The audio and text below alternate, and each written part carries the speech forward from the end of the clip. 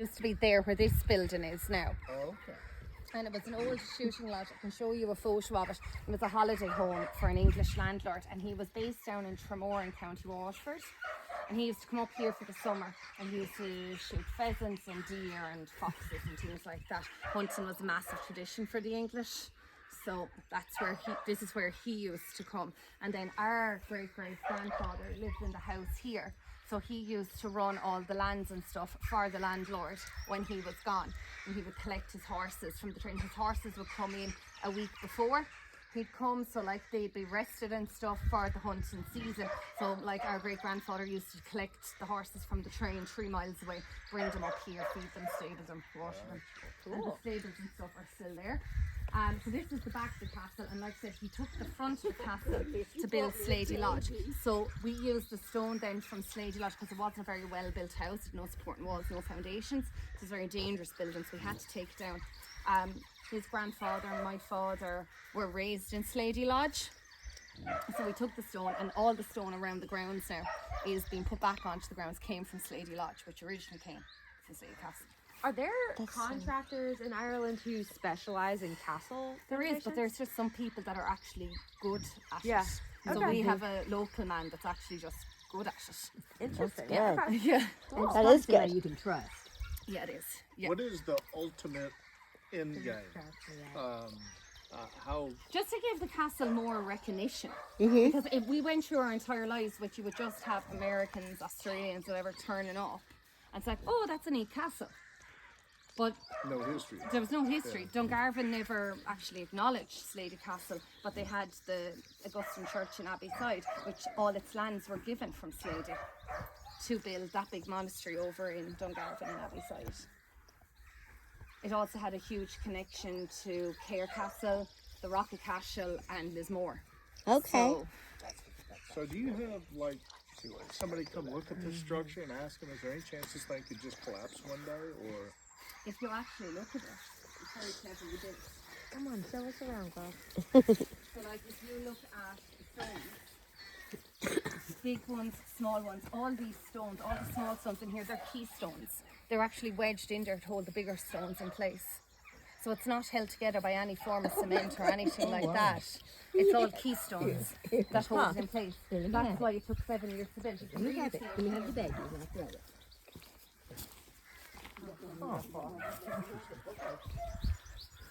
And it seems that's more durable than cement nowadays, Yeah, huh? now there's bits of cement on because there used to be an old turkey house here. Yeah. So that's not from the castle, it's from that's from who came after. But the main keystones you'll see are here.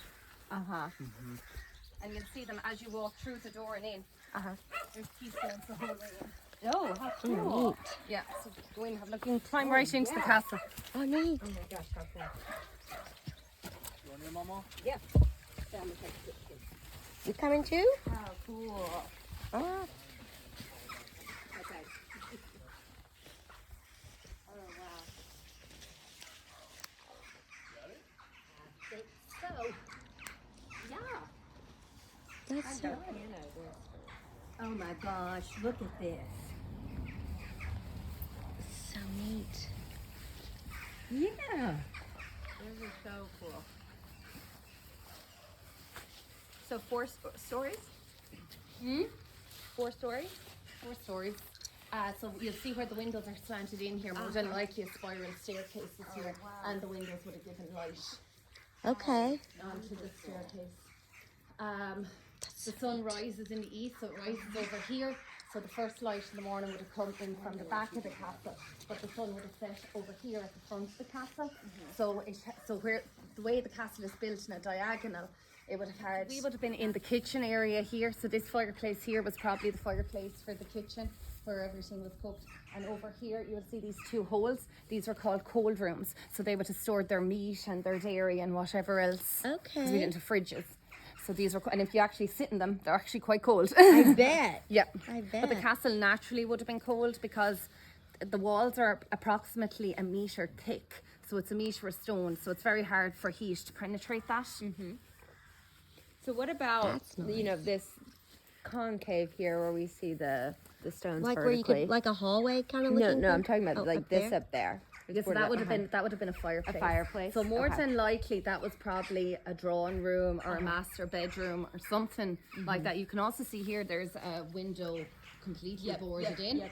You can see there. So there was probably another bedroom here. So where you have the bigger bedrooms was probably master bedrooms, whatever. So then, of course, you have a fireplace in every room for heat. Did you run around in this as a kid? Yeah. Like all throughout it? Yeah. Fun. So you climbed up fun. all of these little. I've gotten like to there. I cannot. We're actually debating. We've a tree growing out to the top there that's going to be detrimental. So we've actually debated hiring a cherry picker now to go up to the top. So Get rid of it. yeah, Fun. yeah, What a fun one. Now you want to make some money? yeah, it is. Yeah. So then you have 3 rooms that are still intact. This one, this one, this one. You can still walk into them. But you've never been to the top. I've never been to the top. Your father's been to the top. Have you ever been to the top? No. Not that he's going to say out loud right now. Yeah, so some of the chimneys you will notice if you look very closely, they don't actually have fireplaces underneath them. So that means they're only put there for grandeur. So this one, this side of it doesn't have a fireplace. This one doesn't have a fireplace. This one, that one does, that one does. That one over there does. Do any of your friends have this at their house? No. Nope, just you. It's very handy to do our projects on it. And that would have actually faced this direction from the front. And Okay. the road structure, as we know it, didn't exist. So this road over here would have been the main road to Clonmel. These roads over here didn't exist. And the road down here, instead of going, we normally go this way to Dungarvan. Now, back then they would have gone that way to Dungarvan. Okay. So, and all this would have just been forest, gorse, and they would have lived on a lot of wild boar, deer, things like that. So, and then down here would have been their orchards and where they grow their crops to live on. Which part that kind of goes downward is concave here? What is Cold room. Another cold room? Okay. Yeah. Do you have any good stories to tell, Brian? Come on now, make up something like Yeah. ghosts or something. Come on. Here.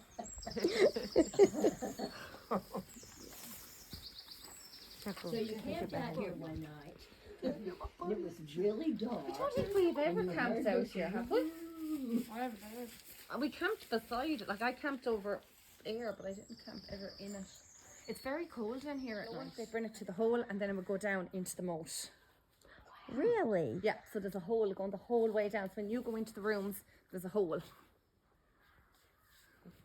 Wow. It's quite interesting. Yes.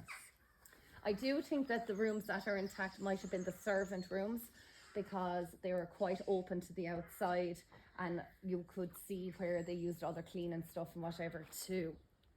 And that was kind of kept away then from the ladies. Yeah. Yeah. How it works. So we couldn't really find out what the tragic story was. Was it that Philip died and then they were accused of littered murder? with tragedies. It was littered with With- bad luck. Yeah. So first one, I suppose, was Philip died. Then the second one was the son died. And I Right. suppose the point of that would be women can't inherit. So it went to his brother Pierce. And that would mean for the lady, her 3 daughters, because they couldn't inherit, their dowries would be significantly less, so they wouldn't get good matches. So that would have hindered them going forward.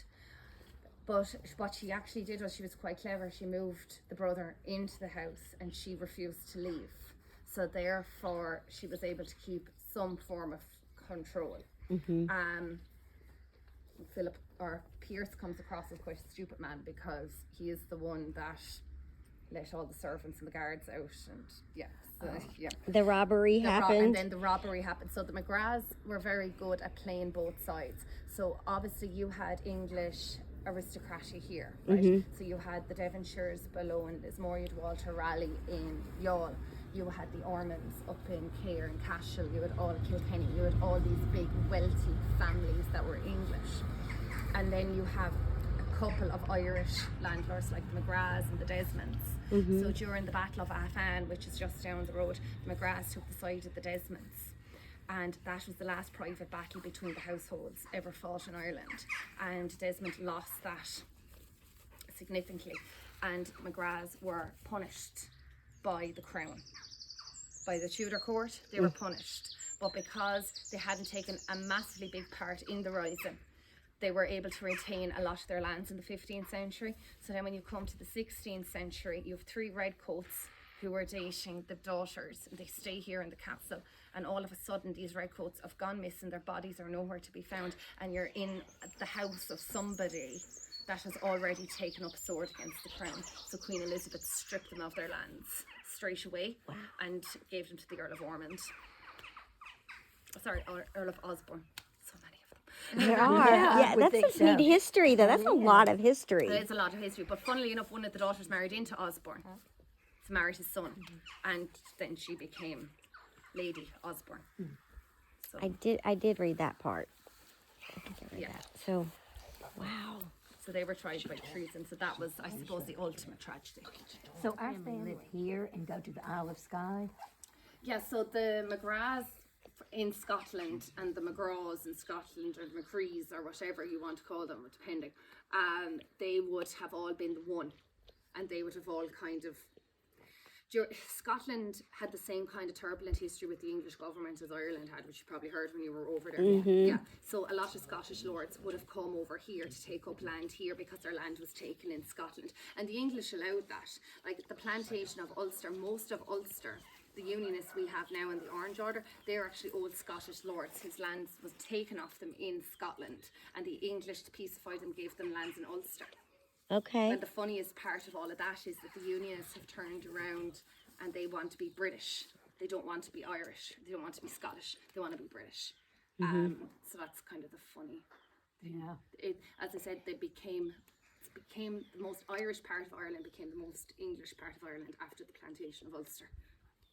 Whereas when Queen Elizabeth tried to plantate Munster, she failed. So it's like more Northern Ireland is... Yeah, that's why when they signed the treaty, the 6 counties really wouldn't have come anyway.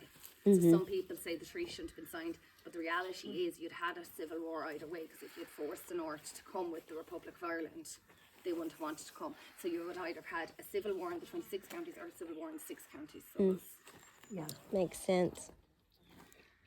Yeah. What was the plan? That was the plan. So what's next on your...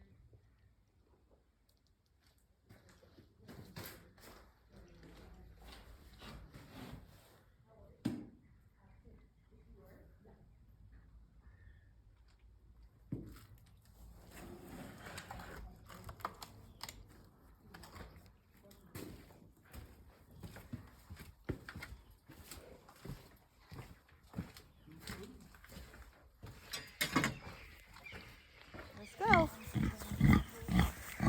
Sermon?